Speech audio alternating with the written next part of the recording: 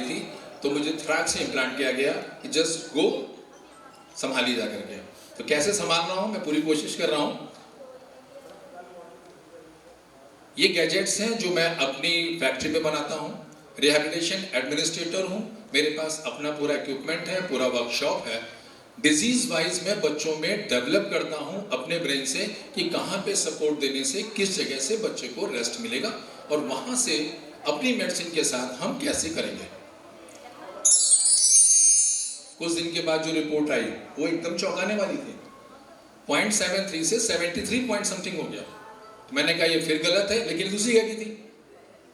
तो यहाँ पे लेकिन इसके साथ साथ क्या हो रहा था, इसके साथ साथ ये हो रहा था कि बच्चे की हेल्थ इंप्रूव कर रही थी, बच्चे के जॉइंट इंप्रूव कर रहे थे, बच्चे की वॉक इंप्रूव कर रही थी, बच्चे की स्पाइन इंप्रूव कर रही थी। यानी जो भी कैल्शियम उसने पहले खाया था, लेकिन ये 3-4 महीने के बाद की है, तो जो खाया था वो निकल गया। हमने खिलाया नहीं तो हुआ कैसे? ये मेरे लिए भी क्वेश्चन का विषय था। खिलाने वाला क्या था? मैं कैलकेरिया फॉस खिलाने वाला था, कैलकेरिया कार खिलाने वाले था, और जो सर्वाइकल ग्लैंड थी उसके लिए स्टार्ट किया गया था कैलकेरिया आयोडाइड। हमारी मेडिसिन मटेरियल नहीं है, इमटेरियल है, माइन्यूट है, एटम्स में है, और वो उस चीज को डेवलप करती है जो हम खाते हैं उसको एब्जॉर्ब करने में मदद करती है। कैलकेरिया फॉस खा के हड्डी नहीं बनती है, कैलकेरिया फॉस खाने से जो भी बॉडी में हमारे कैल्शियम आ रहा है उसको एब्जॉर्प्शन में मदद मिलती है। तो इस तरह से अल्कलाइन फॉस्फेटेज 1000 समथिंग था 391, और विटामिन डी भी काफी अच्छा ठीक हुआ और कैल्शियम लेवल भी इंप्रूव किया।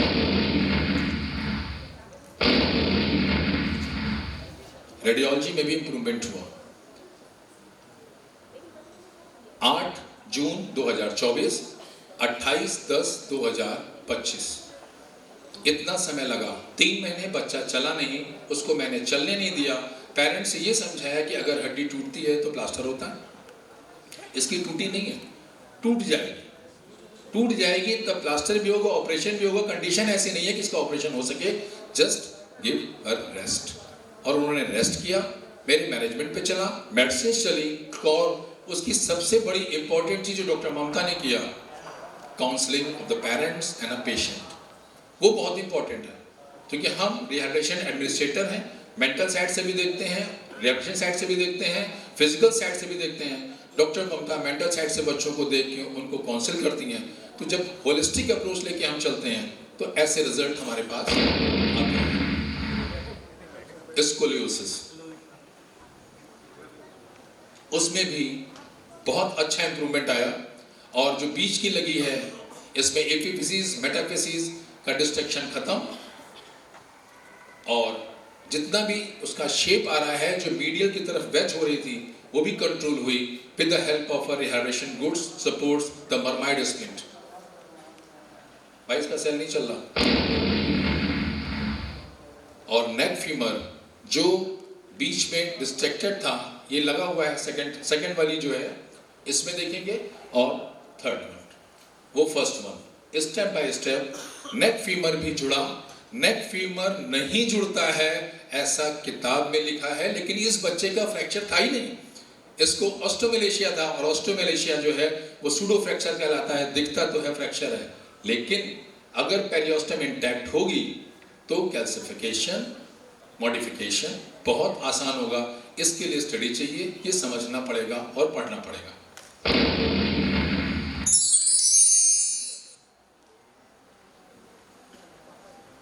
भाई एक एक करके सब चला दीजिए। रवि आपका तैयार हुआ? फर्स्ट, सेकंड, डॉक्टर अमित नायक, वापस जाइए। आपका लेक्चर करें, आपका लेक्चर आज 4 घंटे 20 मिनट गो बैक। आ जाइए, आ जाइए। बुक भी जाओ, नीचे वाली भी, नीचे वाली भी।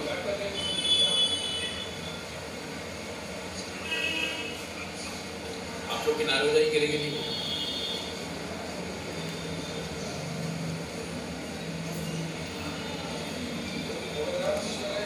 जी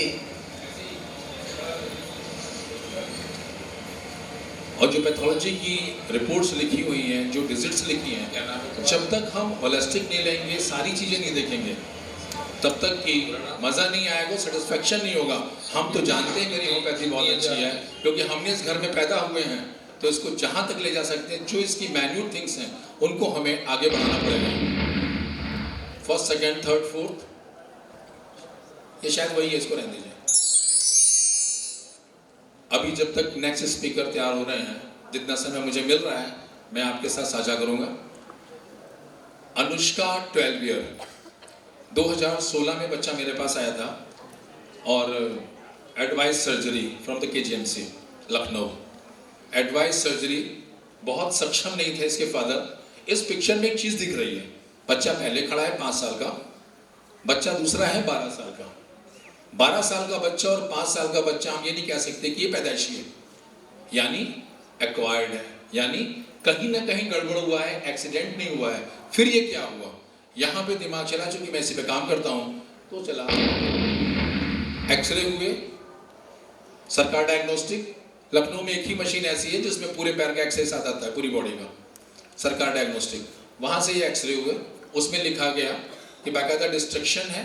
उसके बाद स्टेप बाय स्टेप, ये मैं और शॉर्ट में कर दे रहा हूँ इसको, 2016 मई का है, ये 2016 मई का है।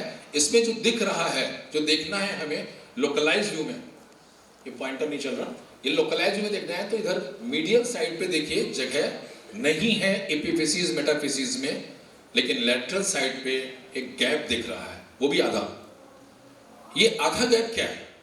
ये आधा गैप ये है कि बच्चे को लैटरल साइड से डिस्ट्रक्शन शुरू हुआ, डिजेनरेशन शुरू हुआ, और वो डिजेनरेशन डिस्ट्रक्शन जो है एपिफिसिस मेटाफिसिस को वीक करता चला जा रहा है। और एक पार्ट में जब गैप होने लगा तो दूसरी तरफ बोन खींचने लगी, मसल्स खींचने लगी, और घुटने उसके टेढ़े होकर जेनोवेल्गम डिफॉर्मिटी की तरफ चलते चले। बहुत से बच्चे हैं, बहुत सी लड़कियां हैं, यहाँ भी कुछ बैठे होंगे जिनके घुटने लड़ते हैं, वो फैशन नहीं है, वो डिफेक्ट है। लेकिन इस एज में आगे करना मुश्किल है। अगर किसी बच्चे को हम देखते हैं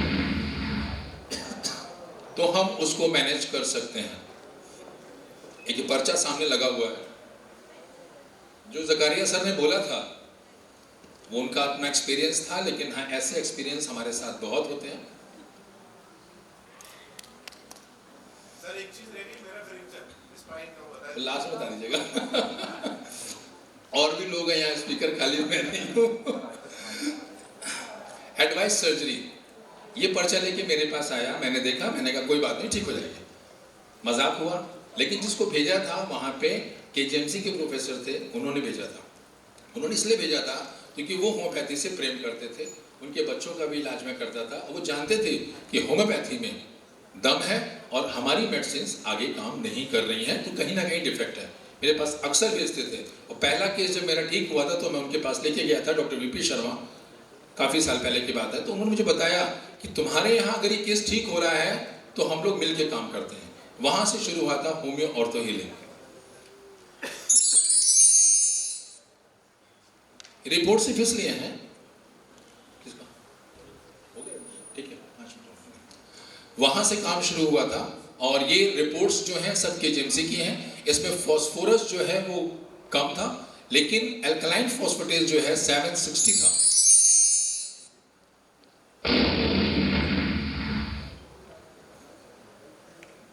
alkaline phosphatase 700, phosphorus 3.78, calcium level 4.68, यानी ना कैल्शियम है, फॉस्फोरस भी डिस्टर्ब कर रहा है, और एल्कलाइन फॉस्फेटेज बड़ा है। The clinical picture perfect for the rickets. Rickets जो कहा जाता है ठीक हो गया है, लेकिन ये बच्चे शो कर रहे हैं। इनका कॉज क्या है वो मैंने आपको भी बताया। स्टेप बाय स्टेप, अभी मुझसे कहा गया है शॉर्ट, तो मैं शॉर्ट खुद कर रहा हूँ। स्टेप बाय स्टेप आप देखेंगे 1 2 3 4 डिफरेंट डेट्स और डिफरेंट फिगर्स, डिफरेंट पिक्चर, और हर पिक्चर में जो है मुस्कुराहट बढ़ती जा रही है बच्चे की, क्योंकि जब वो देखता है, दोनों हमारे क्लिनिक के हैं, एक पैसेज का है, एक हमारे चैम्बर का है। तालियां बज सकती हैं, कुछ नहीं, तालियां बजनी चाहिए। तालियां बजेंगी तो सुबह से बोल रहा हूँ तो कुछ मेरा भी प्रोत्साहन होगा, मैं भी थोड़ा समझूंगा। Epiphysis, metaphysis का lateral side का destruction repaired in second slide, and a third slide fully repaired with the correction of the genu-valgum deformity of that particular baby, particular child. चारों चला दीजिए एक एक करके. ठीक है, लगा दो. आइए अनुष्का, आइए बेटा, आओ जरा, जल्दी जल्दी आओ बेटा, जाइए. आइए अनुष्का. ये बच्चे बड़े हैं तो इनके चेहरे थोड़े से ब्लर हैं, लेकिन बच्चे वही हैं. आगे तक जाओ एकदम. स्टेप बाय स्टेप जब ये ठीक हो रहे हैं तो इनके देखिए हर एक में कुछ बंधा हुआ है पैर में. कुछ दिन बिस्तर पे, कुछ दिन पहन के चलना, और correction of the shoes and slippers. This is the last case. इसके बाद डॉक्टर रवि से रिक्वेस्ट है कि वे अपनी तैयारी कर लें. बस सब बता रहा हूं, आप पूछ रहे हैं, मैं बता रहा हूं, सारी मेडिसिन बता रहा हूं, कैसे दी गई ये बता रहा हूं. बहुत ज्यादा उलझने की जरूरत नहीं है, क्योंकि मैं उलझा ही नहीं आज तक. First, second, third, fourth, fifth. इसको नेक्स्ट कर दो भैया. नेक्स्ट भाई.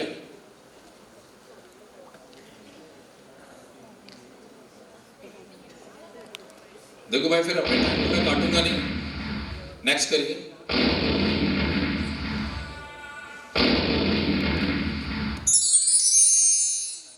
आपने पूछा था क्या, अभी क्यों ग्रुप ऑफ मेडिसिन आपको सेलेक्ट करनी है.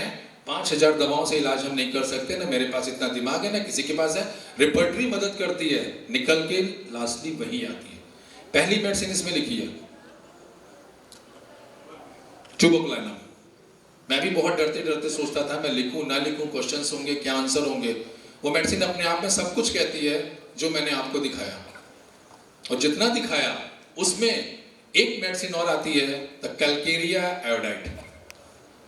नीचे से सेकंड, ऊपर से पहली. इन दो दवाओं के साथ जब हम चलते हैं, और बीच में एक लिखी है प्यारी सी चिलिडोनियम. ये 3 दवाएं अगर हम लेंगे आगे पीछे करके, तो हमारे पेशेंट्स में रिजल्ट्स आ रहे हैं. जिस तरह का सिम्टम आप उस तरह की दवा उठाइए, और इन्हीं के साथ चलिए. आप कैल्शियम खिलाएंगे, कैल्शियम तो अब्जॉर्ब ही नहीं हो रहा है. ठीक कैसे होगा? एब्जॉर्प्शन के लिए हमें क्या करना है? हमने दवा दी, उसका पेट ठीक हो गया. कैसे हो गया?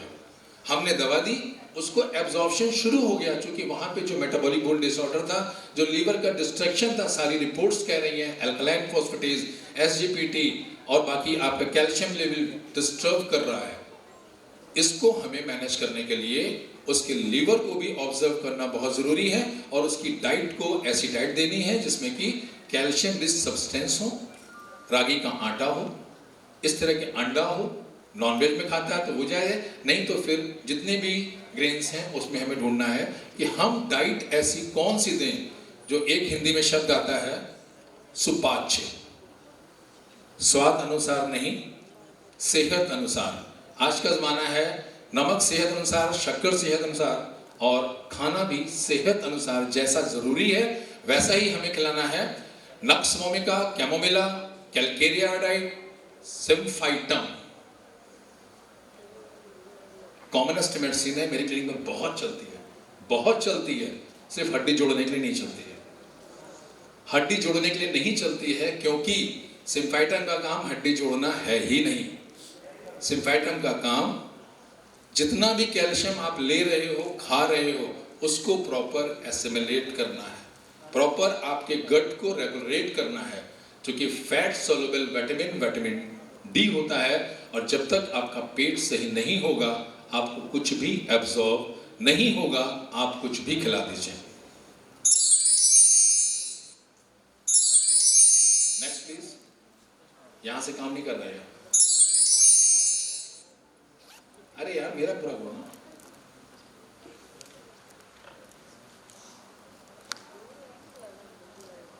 देखो भाई, माइक मेरे हाथ में है, 1 घंटा भी खींच दूंगा. मुझे सबको सम्मान करना है. Yes, thank you.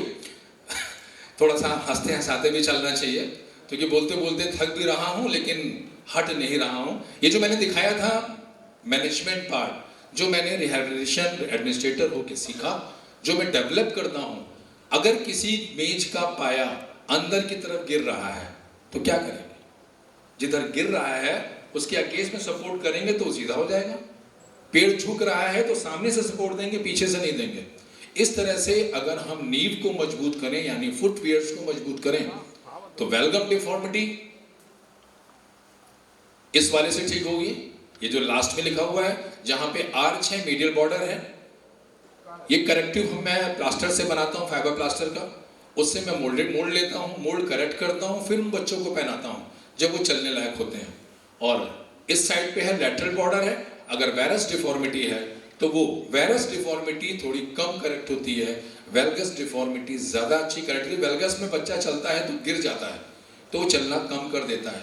Virus deformity में बच्चा ठुमक ठुमक के ऐसे चलता रहता है और वो चलते रहते हैं क्योंकि वो गिरते नहीं हैं। तो जब गिरते हैं तो डर लगता है कि दांत टूट जाएगा, सर